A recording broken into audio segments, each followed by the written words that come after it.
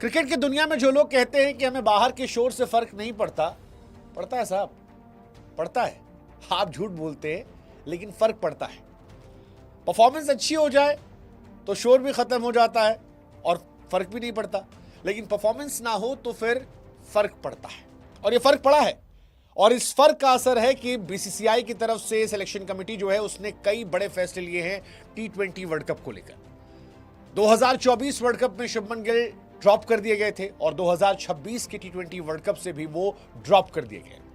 बीती रात भी जो हमने वीडियो बनाया था उसमें हमने बताया था कि संजू सैमसन के हाथों में ग्लव्स का मतलब था कि शायद अब स्लॉट और कीपिंग दोनों उनके पास है। हालांकि संजू सैमसन को जो अमानत मिली है उससे कुर्बानी जितेश शर्मा ने चुकाई है, क्योंकि जितेश शर्मा की कोई फॉल्ट नहीं थी।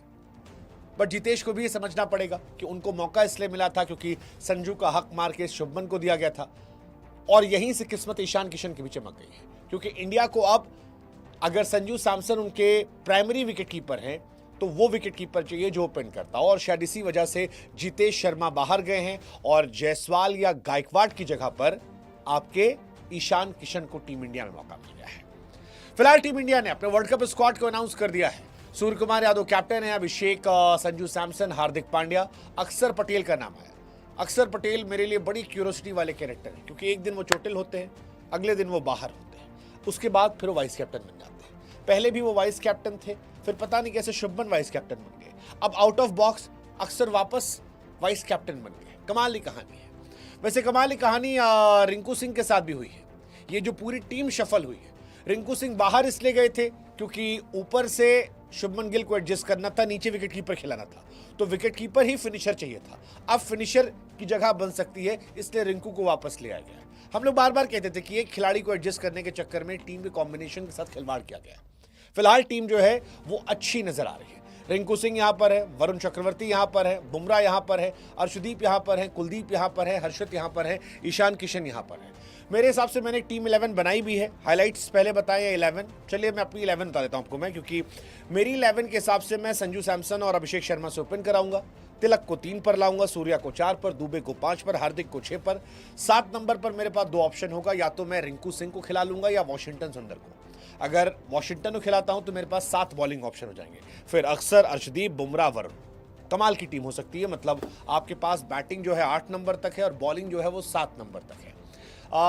रिंकू वर्सेस वॉशिंगटन मेरे लिए थोड़ा टफ चॉइस है, क्योंकि वॉशी बैटिंग भी अच्छी करते हैं और लास्ट मैच में सड़क पर बॉलिंग भी अच्छी की थी, सो वो एक चांस है। एनीवेज हाईलाइट पर आते हैं। ईशान किशन की वापसी हुई है। ईशान किशन को तोहफा दिया गया है, जो उन्होंने अभी हाल फिलहाल में ट्रॉफी जीती।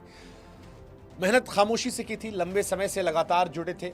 इनको भी कीमत चुकानी पड़ी थी शुभमन गिल को एडजस्ट करने की वजह से, क्योंकि वनडे में दोहरा शतक लगाया था शुभमन गिल ने ईशान किशन को ड्रॉप करने के बाद, जब ईशान का दोहरा लगा था, और उसके बाद से ईशान वनडे से बाहर हो गए, T20 से बाहर हो गए। टेस्ट में जगह ध्रुव जुरेल ने ले ली थी, राहुल क्योंकि वहाँ ऑलरेडी अच्छा कर रहे हैं, तो ईशान किशन कहीं के नहीं थे। बट फाइनली ईशान किशन की वापसी हुई है and I am very happy for Ishan Kishan, क्योंकि टैलेंटेड प्लेयर है, मेहनती प्लेयर है, और किस्मत भी अब धनी हो गई है, क्योंकि संजू सैमसन की तरह विकेट कीपर चाहिए था जो ओपन कर सकता हो, कि अगर संजू चोटिल हो या उनको रिप्लेस किया जाए तो एक विकेट कीपर आ जाए, और वो परफेक्ट रिप्लेसमेंट ईशान किशन साहब ही थे। जायसवाल और ऋतुराज गायकवाड़ इसी वजह से नहीं आ पाए। मतलब अगर संजू की जगह कोई और विकेट कीपर होता, जितेश प्रायोरिटी होते, तो शायद जायसवाल या गायकवाड़ में से एक को ऊपर मौका मिल जाता, लेकिन संजू सैमसन ने वो पोजीशन लॉक कर रखी है। ईशान को अपनी पारी का इंतजार करना पड़ेगा, बट आ जाएगी, देर सवेर आ जाएगी।